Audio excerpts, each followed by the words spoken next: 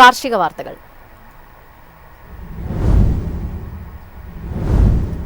ക്ഷീരമേഖലയിൽ സമഗ്ര ഇൻഷുറൻസ് പദ്ധതി നടപ്പാക്കാൻ സംസ്ഥാന സർക്കാർ. സംസ്ഥാനത്തെ എല്ലാ പശുക്കളെയും ഇൻഷൂർ ചെയ്യുക എന്നതാണ് ലക്ഷ്യം.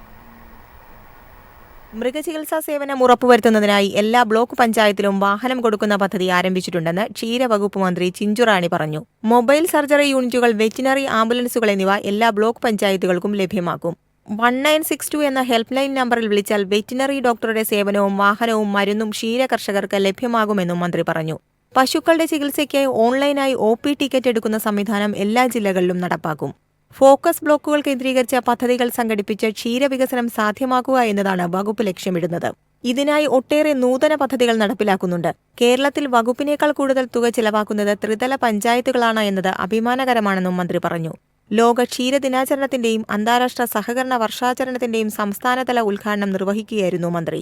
News desk, MyFin TV. ഇന്ത്യയുടെയും തായ്ലൻഡിന്റെയും അരി വിപണിയിൽ കണ്ണുവെച്ച് ഫിലിപ്പീൻസ്. അരി ഇറക്കുമതിക്ക് വിയറ്റ്നാമിനെ ആശ്രയിക്കുന്നത് കുറയ്ക്കുകയാണ് ലക്ഷ്യം. ലോകത്തിലെ ഏറ്റവും വലിയ അരി ഇറക്കുമതി രാജ്യമാണ് Philippines. India, Pakistan, Cambodia, Myanmar തുടങ്ങിയ ഉൽപാദക രാജ്യങ്ങളിൽ നിന്നുള്ള വാങ്ങലുകൾ സംബന്ധിച്ച് സ്വകാര്യ ഇറക്കുമതിക്കാരുമായി ഫിലിപ്പീൻസ് കൃഷിവകുപ്പ് ചർച്ചകൾ നടത്തിവരികയാണ്. ഫിലിപ്പീൻസിന്റെ അരി ഇറക്കുമതിയുടെ 90% വിയറ്റ്നാമിൽ നിന്നാണ്. ഇറക്കുമതിയിൽ എന്തെങ്കിലും തരത്തിലുള്ള പ്രശ്നങ്ങളുണ്ടായാൽ അരി ഇറക്കുമതിയെ ബാധിക്കാതിരിക്കാനാണ് വിതരണക്കാരുടെ എണ്ണം വർദ്ധിപ്പിക്കുന്നതെന്നാണ് ഫിലിപ്പീൻസ് വ്യക്തമാക്കുന്നത്. ഏപ്രിലിൽ വിയറ്റ്നാം അരിക്ക് വില ഉയർന്നിരുന്നു. News desk, MyFin TV.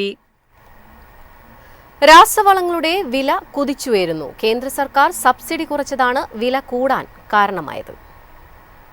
2023-2024 വർഷത്തിൽ 65,199 കോടി സബ്സിഡി നൽകിയത് 2024-2025 52,310 കോടിയായി കുറച്ചിരിക്കുകയാണ്.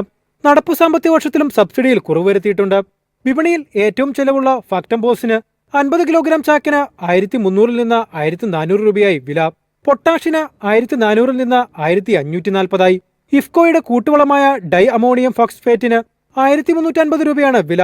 NPKയ്ക്ക് 1,350 നിന്ന് 1,450 യൂറിയയ്ക്ക് മാത്രം വിലയിൽ മാറ്റമില്ല. നെല്ല്, തെങ്ങ്, റബ്ബർ, പച്ചക്കറി, തേയില, ഏലം എന്നിവയ്ക്ക് കർഷകർ വളപ്രയോഗം ആരംഭിക്കുന്നതോടെ കൂട്ടുവളങ്ങൾക്ക് വില വീണ്ടും ഉയരുമെന്നാണ് സൂചന. നിലവിൽ വളത്തിന് ക്ഷാമമില്ല. റബ്ബറും സുഗന്ധവ്യഞ്ജനങ്ങളുമടക്കം നാണ്യവിളകൾക്കും പഴം, പച്ചക്കറി, തെങ്ങ്, നെല്ല്, വാഴ തുടങ്ങിയ വിളകൾക്കും വളപ്രയോഗം നടത്തേണ്ട സമയമെടുത്തു. ഒന്നാം വിള നടീൽ പൂർത്തിയാകുന്നതോടെ രാസവളത്തിന് ആവശ്യക്കാർ കൂടും. 2017 മുതൽ വളം സബ്സിഡി കർഷകർക്ക് നേരിട്ട് നൽകാതെ രാസവളം കമ്പനികൾക്കാണ് നൽകുന്നത്.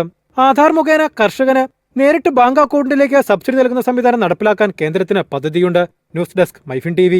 ഓഫീസ് സമയം കഴിഞ്ഞാലും അവധി ദിനമാണെങ്കിലും പണത്തിന് ആവശ്യമെങ്കിൽ മൊബൈൽ ആപ്പ് വഴി ഉടനടി അക്കൗണ്ടിലെത്തും. അതാണ് KSFE smart gold over draft. ഏത് ശാഖയിലും സ്വർണം വയ്ക്കൂ.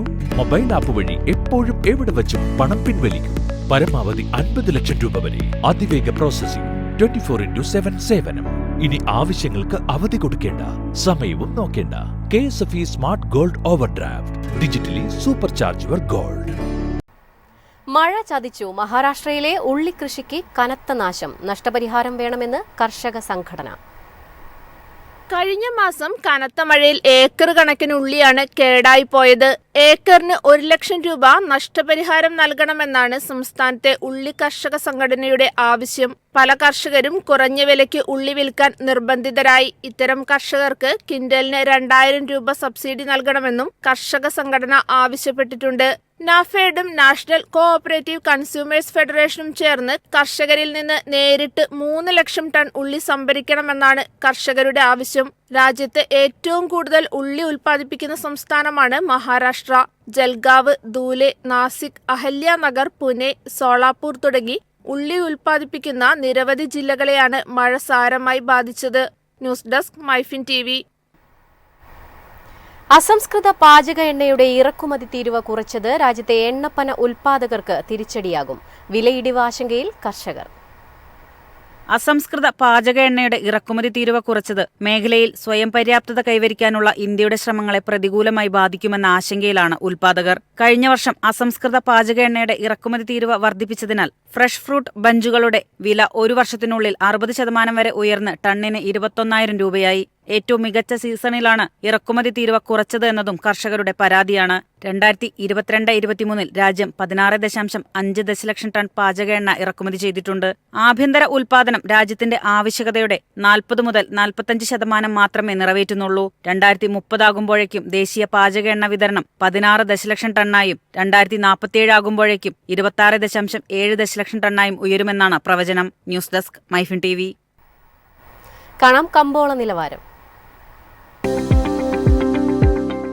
ഇന്നത്തെ കമ്പോള നിലവാരം: RSS 4 200, RSS 5 197, ലാറ്റക്സ് 146, ജാതിക്ക 350, ജാതിപത്രി 1800 മുതൽ 2000 വരെ, ഗ്രാമ്പു 800, അടയ്ക്ക 240, കാപ്പിക്കുരു 280, കൊക്കോ പരിപ്പ് 320, കുരുമുളക് ഗാർബിൾ 68,700, കുരുമുളക് അൺഗാർബിൾ 66,700, ഏലക്ക 2,100 മുതൽ 2,200 വരെ, വെളിച്ചെണ്ണ 30,200, കൊപ്ര 21,300, ചുക്ക് 22,500.